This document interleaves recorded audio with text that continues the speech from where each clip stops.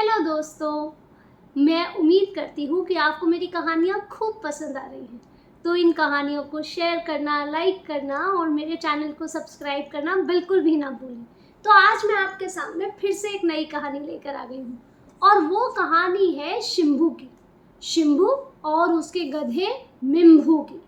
जो शिम्बू था उसका नमक का व्यापार था और वो बहुत सारी बोरियां एक जगह से दूसरी जगह मिम्भू की मदद से पहुंचाता था। धीरे धीरे शिम्बू का व्यापार बढ़ने लगा, खूब बिक्री होने लगी। पहले लोग 1-2 बोरियां मांगते थे, अब तो लोग 10-10 बोरियां मांगते थे। फिर क्या हुआ? मिम्भू के ऊपर वजन बढ़ता गया। 1 बोरी, 2 बोरी, 3 बोरी, 4 बोरी, यहाँ तक कि कभी कभी वो 5 बोरियां भी उठाकर एक जगह से दूसरी जगह लेकर जाता। पर शिम्बू को मिम्भू की परेशानी समझ ही नहीं आती और मिम्भू धीरे धीरे शिम्बू पर गुस्सा खाने लगा। उसे लगता है, एक तो मुझे इतनी कम घास देते हैं और ऊपर से 1 बोरी, 2 बोरी, 3 बोरी और लाद दो। एक काम करो, 10 बोरी लाद दो मेरे ऊपर, फिर मैं बिल्कुल भी नहीं चल पाऊंगा। तो बहुत सारा गुस्सा मिम्भू को आने लगा। एक दिन क्या हुआ? एक दिन मिम्भू अपनी बोरियां लेकर नदी के पास एक जगह से दूसरी जगह जा रहा था। तभी नदी पार करते वक्त मिम्भू का पैर तुम करके नदी में फिसल गया और मिम्भू नदी में धड़ाम करके गिर गया। जब मिम्भू नदी में धड़ाम करके गिरा और वो उठने लगा तो वो उठ ही ना पाए, क्योंकि उसके ऊपर इतनी सारी बोरियां जो बंधी हुई थी। पर धीरे धीरे धीरे धीरे करके मिम्भू उठा तो उसे अचानक से कुछ महसूस हुआ। उसे लगा, अरे ये तो बड़ी मजेदार बात हो रही है। मुझे ऐसा क्यों लग रहा है कि मेरा वजन, मेरी पीठ पर जो वजन रखा है वो कम हो रहा है। तो मिम्बू ने सोचा कि क्यों ना थोड़ी देर और पानी में बैठ के देखता हूँ। वो थोड़ी देर और पानी में बैठ गया और जैसे ही वो बैठा और फिर उठा तो उसे लगा थोड़ा सा कम हुआ। फिर मिम्बू थोड़ी देर और पानी में बैठ गया, फिर बैठा और फिर उठने लगा तो फिर बोला, हाँ थोड़ा सा और कम हुआ। वो ऐसे करके 3-4 बार उठा बैठा और उसे लगा, अरे वाह ये तो जादुई नदी है, इससे तो मेरा वजन कम हो जाता है इसमें गिरने से। तो बस मिम्बू धीरे धीरे धीरे धीरे आगे गया और दुकानदारों को जो नमक की बोरियां थी वो दे आया। अब मिम्बू को ये काम करने में खूब मजा आया। तो रोज सुबह शिम्बू मिम्बू के ऊपर खूब सारी नमक की बोरी बांधता और उसको भेज देता। पर मिम्बू क्या करता? अब मिम्बू जानबूझ के नदी में बैठ जाता और डुबकियां लगाता और बैठा रहता और जब वो उठता तब उसे लगता, अरे वाह वाह मेरी पीठ का वजन तो अब बहुत कम हो गया है। ऐसे करते करते कई दिन बीत गए। शिम्बू के पास एक दिन एक दुकानदार का फोन आया कि अरे भाई शिम्बू, तुम जो नमक की बोरियां हमें पहुंचा रहे हो वो तो बिल्कुल भी सही नहीं है, उनमें तो नमक कम है। शिम्बू ने कहा, नमक कम है? नमक कम कैसे है?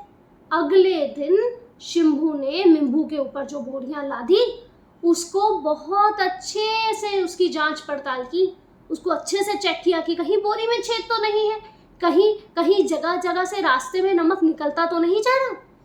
पर शिम्बू को क्या पता था कि मिम्बू क्या कर रहा था। फिर उसने बोरियां ला दी और वो फिर से टुपक टुपक टुपक टुपक ढेचू ढेचू ढेचू ढेचू ढेचू ढेचू करता हुआ नदी में जाके बैठ गया। और जैसे ही बैठा थोड़ी देर बाद मिम्बू का वजन हल्का हो गया और फिर वो आगे चला गया। एक दिन आगे जाकर उसने एक दुकानदार को बात करते हुए सुना कि पता नहीं मेरा जो पेट है ना वो तो बढ़ा जा रहा है, ये तो कम ही नहीं होता। मुझे डॉक्टर ने कहा है वजन कम करो, पर मैं कम कैसे करूं, मेरा तो वजन कम ही नहीं होता।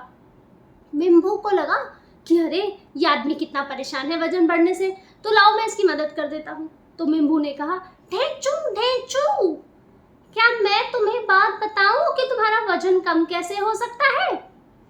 तो उस आदमी ने कहा, है गधा गधा मुझे क्या बताएगा, चुप कर दू। बोला, देख लो मुझे जादुई नदी के बारे में पता है।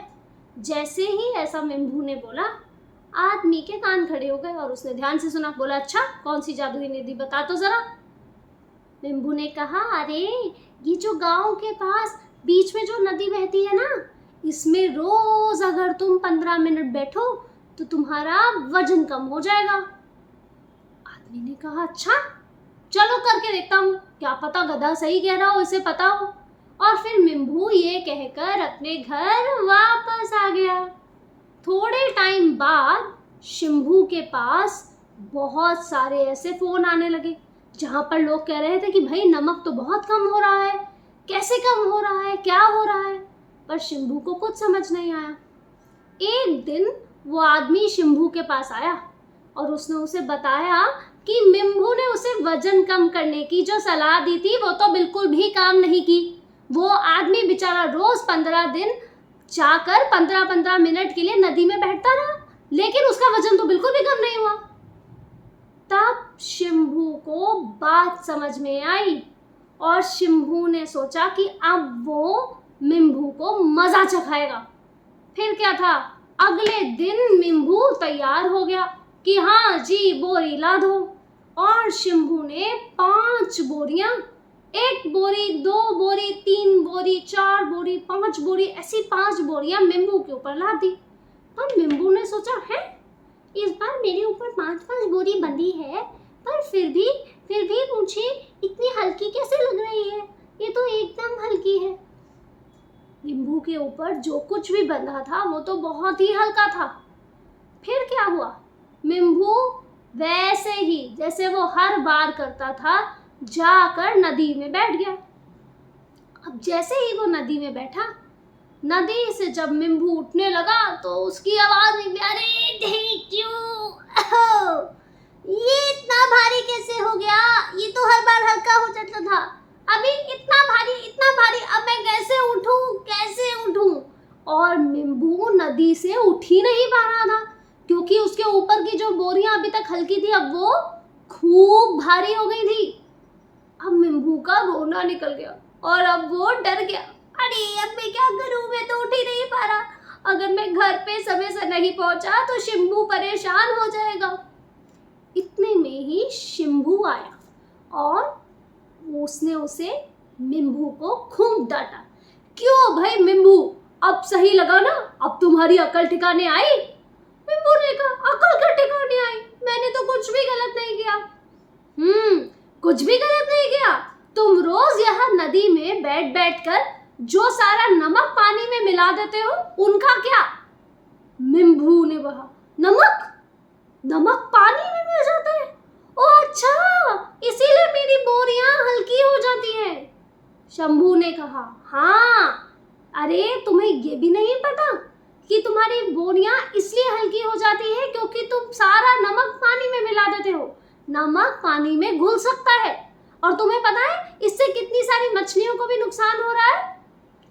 मिम्भू को अपनी गलती का एहसास हुआ और उसने शिम्भू से माफी मांगी।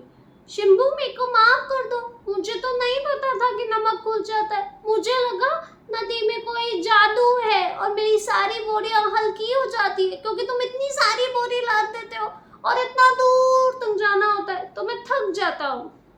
शिम्भू को बात समझ में। शिम्भू ने कहा, हाँ मैं समझा कि मैंने तुम्हारे पास ज्यादा बोरियां लाद दी, पर ये बात तुम मुझे कह भी तो सकते थे, इतना सारा नुकसान क्यों किया। मिम्भू ने कहा, मैं आगे से नहीं करूँगा, बता दूंगा तुम्हें सब कुछ। फिर शिम्भू ने कहा, और सुनो, अब मैं तुम्हारी पीठ से बोरियां हटाता हूँ वरना तुम पानी से उठ नहीं पाओगे। मिम्भू ने कहा, लेकिन ये तो बताओ इस बार तुमने बोरी में डाला क्या। शिम्भू खूब जोर से हंसा, बोला बस एक जादुई चीज। मिम्भू ने कहा, जादू वादू नहीं होता, मुझे तो लगता था कि जादू होता है, तुमने तो बताया कि नमक पानी में घुल जाता है इसलिए बोरी हल्की हो जाती है, तो अब बताओ बोरी भारी कैसे हो गई। आपको क्या लगता है कि शिम्भू ने बोरियों में क्या रखा था, जरा सा सोचो तो, जो पानी में जाने के बाद भारी हो गया। शिम्भू ने कहा, इस बार मैंने तुम्हारी बोरी में रखी थी रुई। रुई जो तुम्हारे पेट पर बड़ी हल्की लग रही थी और तुम पूरे रास्ते बड़े मटक मटक कर चलते आ रहे थे। वो पानी में जब गई तो रुई ने बहुत सारा पानी पी लिया और वो पानी का भार भी रुई में मिल गया और वो भारी हो गई। मिम्भू ने कहा, अरे बाबा रे, इतनी सारी चीजें, ये तो मुझे पता ही नहीं था कि कुछ चीजें पानी में घुल जाती है और कुछ चीजें पानी में नहीं घुलती। रुई पानी में नहीं घुलती। शंभू ने कहा, नहीं नहीं, रुई पानी में नहीं घुलती। तो चलो मिम्बू, घर चल के देखते हैं कि पानी में क्या क्या घुल जाता है और क्या क्या नहीं घुलता। तो इस तरीके से शिम्बू ने मिम्बू को मजा चखाया। मैं चाहती हूँ कि आप घर पर ज़रूर देखें कि कौन सी चीज़ें पानी में घुल जाती है और कौन सी नहीं। तो ये थी इस बार की कहानी। मैं फिर से आपके लिए एक नई कहानी लेकर आपके पास आ जाऊँगी। तब तक आप इस वीडियो को खूब अच्छे से देखें, दूसरों के साथ शेयर कीजिए और मुझे कमेंट में ज़रूर बताइए कि आपको कहानी कैसी लगी। तब तक के लिए अलविदा।